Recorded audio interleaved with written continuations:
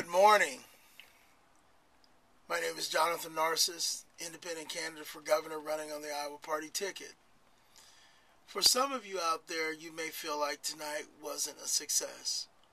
The truth is we would have liked to have done a little better, but we don't control the results, only the efforts. But I do know, having started this process, that we are in a fantastic place as an Iowa party. And we are in a fantastic place as it relates to what we originally intended to do. Now, I've said this from the very beginning. When I got into this, I didn't think I had a snowball's chance in a firestorm. But then things changed when former Governor Branstad got in. And I said we could pull 1 or 2 or 3%, or we could possibly pull an upset if we could become the none of the above candidate. But that's not as important right now. Obviously, we didn't win, and obviously he did win. So let's go back to what we originally intended and the reason we started this in the first place. We had a 4-year plan. Year 1, or 2009, our goal was to advance a strong governance agenda. And we accomplished that with an Iowa worth fighting for. And it was enthusiastically embraced by Iowans of all political stripes. We spoke, for example, at the Iowa Federation of Republican Women. And when we left, they were still cheering as I walked down the hall. Spoke at the Tea Party convention. And they, too, embraced enthusiastically the core principles of an Iowa worth fighting for. And yet, some of the strongest supporters that I had were Democrats like Fran Coons, or a John Niederbach, or even an Alan Koslow, who again embraced the core principles. Now, just to remind you, the 10 points that we focused on in an Iowa worth fighting for included reorganizing, reducing, and reprioritizing state government, creating accountable, efficient local government, reforming our tax code as the foundation for a true economic revival, moving away from the triumvirate that has dominated our economic philosophy in the state, prisons, casinos, and government stimulus, to a stronger free market economy where Iowans keep their money and Iowans stimulate the economy. From there, we talked about education and the need to restore a world-class education system, empowering parents and teachers. And we talked about health, because health is very important. But we talked about health in terms of individual responsibility. And we also talked about truly a healthy agenda, not just an illness maintenance agenda, where we try to figure out how to pay to manage people being sick. Now, the other things we focused on, and these were not necessarily governance principles, but we focused on certain things that needed to be protected. Private property, local control, constitutional liberties like the right to bear arms, and even the right to personal responsibility and accountability. We talked about public safety and a drug interdiction strategy, illegal immigration reform, and we concluded with a conversation about the importance of leadership. And we advanced these core principles, and we laid out specifics associated with them. And again, the response was phenomenal. Now, in 2010, our goal shifted. We had established the agenda, and it was a strong agenda. But now was the time to begin building a mechanism. Now, a gubernatorial candidate campaign has the potential to qualify a new party for the ballot.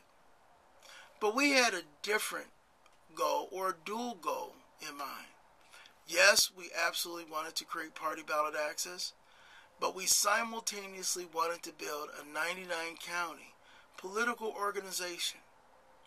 Now, I will simply say this. Running for governor is a wonderful and enlightening experience.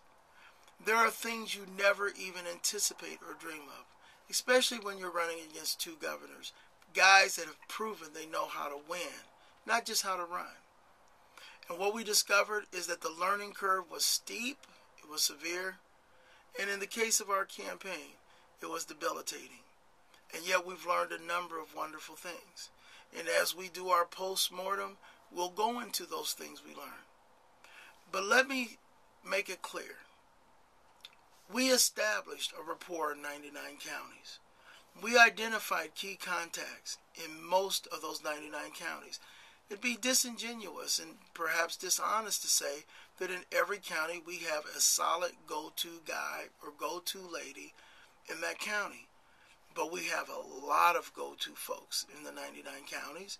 We've established great rapport with a lot of the media, and we feel very strong about being able to put together a 99 county infrastructure as a result of this campaign. Now, from the beginning, I said that despite the fact that I had a chance to win, I would run a campaign focused on these four objectives, this four-part phase one plan that was created from the beginning. Now, a prime example is if we would have just been focused on winning as the only objective, then we wouldn't have focused on the 99 counties. We would have concentrated on maybe 5 counties or 10 counties. But we felt it was important to establish a rapport in 99 counties. Also, if we would have just been focused on winning, we might have gone negative like the others. How'd you like those frying eggs and Big Bad Dad ads? How'd you like those Tuba Terry and Terry versus Terry ads? Well, a lot of Iowans are turned off by that.